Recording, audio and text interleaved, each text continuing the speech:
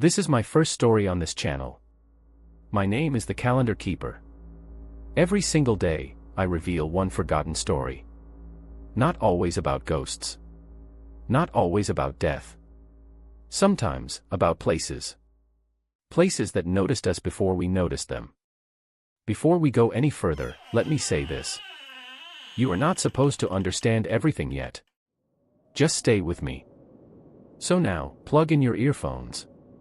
Lower the lights. And don't rush. Because this is not a story you watch.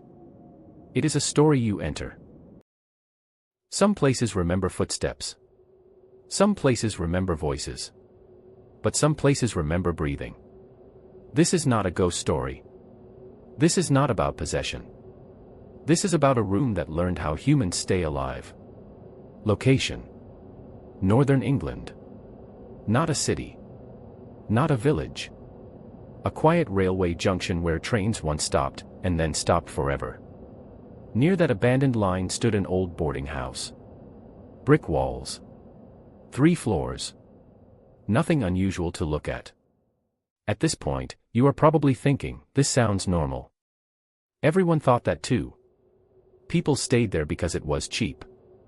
And because no one asked questions. Except about one thing. Room number 7. The unspoken rule. Locals never explained it directly. They never said, don't go there. They only said, never keep room 7 closed. Or, if someone stays there, air must keep moving. Did you notice something? No one explains the reason. That is usually how real warnings work. The caretaker. The boarding house had one long-term caretaker. His name was Thomas Hale. He had worked there since the 1960s. He never slept in room 7. Never stored anything there. Never cleaned it alone. Years later, he said, room 7 isn't dirty. But when I stay inside too long, it reminds me that I am alive. He did not explain further. Remember this. He did not say the room was dangerous. That difference matters later. Architectural oddity. The boarding house was built in phases. Most rooms followed the same design. Except room 7. Room 7 was added later. Its walls were thicker. Its ceiling slightly lower. Ventilation existed, but airflow was weak. Engineers later confirmed air should have circulated. But it did not. It settled. The first tenant. The earliest recorded tenant of room 7 was a traveling accountant in 1911. First week, no complaints. Second week, poor sleep. Third week, a request to leave. When asked why, he wrote, the room feels occupied when I wake up. Not by someone else. By myself. He left 2 days later. The pattern emerges. Over decades, the same complaints appeared. Different people. Different lives. The same symptoms. People woke up gasping. People forgot to breathe. Relief came only when windows were open. Doctors found nothing wrong. Let me ask you something. Have you ever suddenly become aware of your breathing without trying to? If that feels uncomfortable, good. It should. The nurse's night. Before I tell you this, understand something. This is the moment it stops being theoretical. In 1938, a traveling nurse stayed one night. Just one. Years later, she said, I woke up because the room was breathing. Not loudly. Perfectly. In. Out. And I realized I was matching it. She slept the rest of her life with a fan running nearby. The room's behavior. Caretakers noticed something else. When the room stayed empty too long, the entire floor felt colder. When someone stayed inside, the temperature stabilized, almost as if presence mattered. One winter, room 7 was sealed for repairs. Within days, condensation formed inside the walls. You can pause here if you want. Nothing chases you if you stop listening. But the room does not stop learning.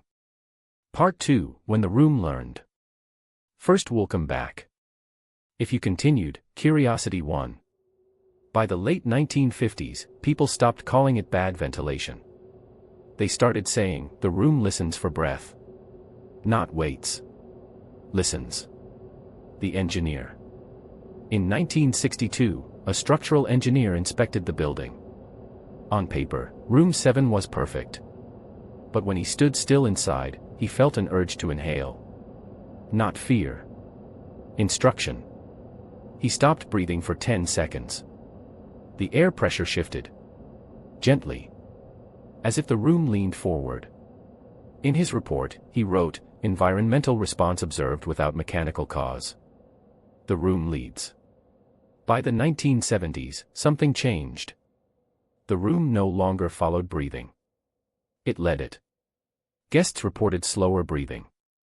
Longer pauses. Forgetting to inhale. One man said, I felt calm.